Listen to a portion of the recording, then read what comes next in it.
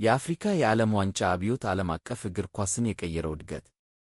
የአፍሪካ በዓለም መድረክ ላይ የታየው እድገት በ2026 የፊፋ የዓለም ዋንጫ ውስጥ ካሉት ታላላቅ ታሪኮች አንዱ ነው። ከ8 ዓመታት በፊት ምስሉ ሙሉ በሙሉ የተለየ ይመስላል። በ2018 በሩሲያ በተካሄደው የውድድር ዘመን አፍሪካ 5 ቡድኖችን ልካለች፣ ነገር ግን ማንም የቡድን ደረጃውን መትረፍ አልቻለም። በ15 የቡድን ጨዋታዎች አህጉሪቱ 3 ብቻ አክብሯል። ይህም ብዙ ተቺዎች የአፍሪካ እግር ኳስ በእርግጥ እድገት እያደረገ መሆኑን እንዲጠራጠሩ አድርጓል።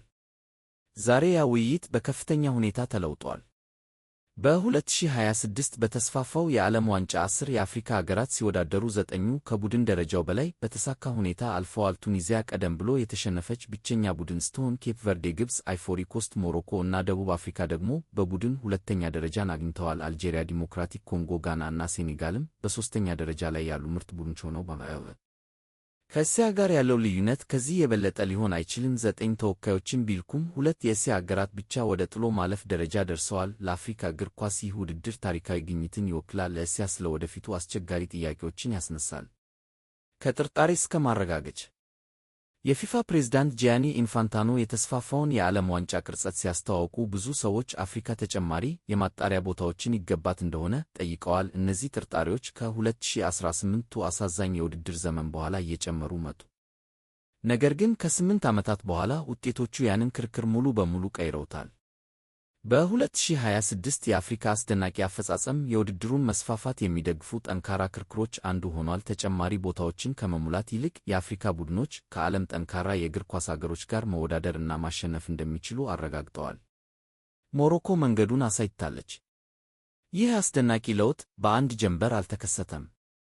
ብዙ ታዛቢዎች ሞሮኮ ለአፍሪካ አዲስ ዘመን መሠረት እንደጣለች ያምናሉ። የማይረሳው የ2022 የዓለም ዋንጫ ግማሽ ፍጻሜ ሩጫቸው የአፍሪካ እግር ኳስን ዓለም አቀፋዊ ግንዛቤ ለዘላለም ቀይሯል።